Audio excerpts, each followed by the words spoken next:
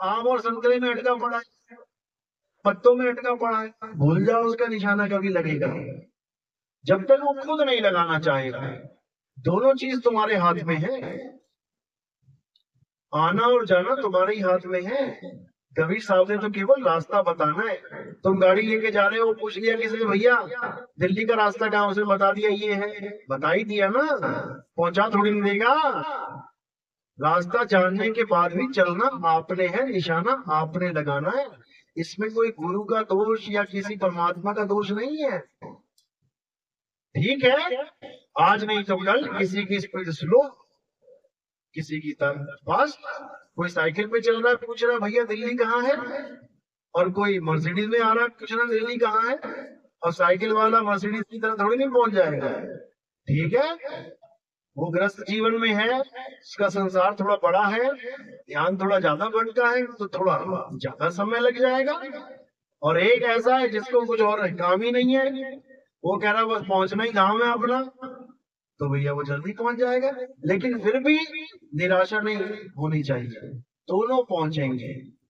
चाहे टिकट तुम एक्सप्रेस का ले लो, सुपर फास्ट, चाहे ले लो तुम पैसेंजर का। जोधपुर पहुंचेगी कि नहीं? एक पहुंचेगी शाम 5 बजे, एक पहुंचेगी सुबह 5 बजे, पूरी रात काटनी पड़ेगी, लेकिन पहुंचेगी जरूर। ये मत सोचना कि नहीं पहुंचेगी। तो कह रहे धारा तो दोनों भली, क्या गिरही बैराग, गिरही दासा तन करे, बैरागी अनुराग। साहिब ने दोनों के लिए बोल दिया कि धारा तो दोनों भली, दोनों ही पहुंचेंगे। ऐसा नहीं है कि ग्रस्त नहीं पहुंचेगा, वो भी पहुंचेगा, लेकिन उसका संसार थोड़ा बड़ा होता है। तेरा चाचा मेरा चाचा, मेरे पापा तेरे पापा, एक के डबल डबल हो जाते हैं ना। पहले एक पापा था, अब दो दो पापा बना लिए। पहले एक माँ थी, अब दो बना ली। पहले 4 बुआ थी, अब 8 हो गई। तो थोड़ा ज्यादा विस्तार हो गया, शादियां होंगी, बच्चे हो गए। कह रहे ना 2 पैर वाला मानुस है, 2 पैर और आ गए तो जानवर बन गया 4 पैर वाला। 2 पैर और जुड़ गए तो कहते हैं चींटी वाला जीवन हो गया।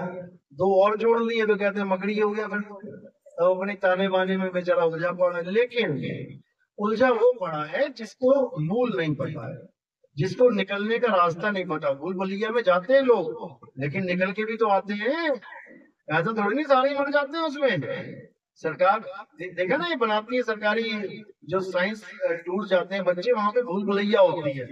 उसमें शीशे शीशे शीशे शीशे, बंदा एक बार घुसता है तो 4 4 शक्लें दिखती हैं अपनी, रास्ता ही नहीं पता लगता जाए तो जाए कहाँ। लेकिन ऐसा थोड़ी नहीं कि सारे बच्चे एक बार घुसे तो निकल नहीं सकते, निकलते हैं, ज्ञान आधार से निकलते हैं, समझ बूझ के निकलते हैं। तो संसार तो ये मान के बैठा है कि भैया तुम पैदा हुए हो, क्यों पैदा हुए हो, ताकि एक दिन तुम्हारी भी शादी हो जाए और तुम्हारे भी बच्चे पैदा हो जाए। ये संसार का, ये जगत का नियम है, ये जगत की सोच है। अगर कोई कहे कि मैंने शादी नहीं करनी तो उसको ऐसे देखते हैं जैसे पता नहीं है तिहाड़ जेल से निकल के आया, अभी कोई कह दिया। क्यों? क्योंकि वो सोचते हैं कि ये प्रकृति का नियम तोड़ना चाहता है, ये इस दुनिया को खाली करना चाहता है। अगर ऐसे सब लोग सोचने लग जाएं तो दुनिया खाली हो जाती है। देखो दुनिया बनाने वाले को इतनी टेंशन है जितनी वो लेके बैठा हुआ है, समझ रहे हो? क्योंकि दुनिया बनाने वाला उसके अंदर बैठा हुआ है। वो ऐसे तड़ रहा, तेरी वजह से मेरी दुनिया खाली होगी, तुझे मैं बताता हूँ। वो अंदर ही बैठा है सबके। जैसे ही तुम कहोगे ना कि नहीं शादी नहीं करूंगा, हम दुनिया नहीं बनाएंगे, उसी वक्त एक्टिव हो जाएगा, उसी वक्त ज्ञान देने लग जाएगा। नहीं नहीं बेटा, ऐसा नहीं करते। अरे हाँ बेटा, अरे राम जी, कृष्ण जी, हनुमान जी ने शादियां करी, हनुमान जी ने नहीं करी, मतलब उन लोगों ने करी है। बच्चा तो हनुमान जी के भी है, ऐसा नहीं कि वो पिता नहीं है। क्या नाम है उसका? है तो फिर पिता, वो भी पिता बनने का सुख उन्होंने भी लिया है। वो बात अलग है कि गृहस्थ जीवन का सुख नहीं लिया, लेकिन पिता वो भी कहलाए हैं। तो कहने का मतलब ये, उदाहरण देने वाले उनका भी उदाहरण चिप देते हैं साथ में कि देख ले वो शादी नहीं करते फिर भी पिता है, और तू तो गृहस्थ जीवन में है तो तू भाग रहा है। तो ये सब होता ही आया है। लेकिन कहने का मतलब ये है कि शरीर भले ग्रस्त हो जाए लेकिन आपकी सुरति विरक्त होनी चाहिए।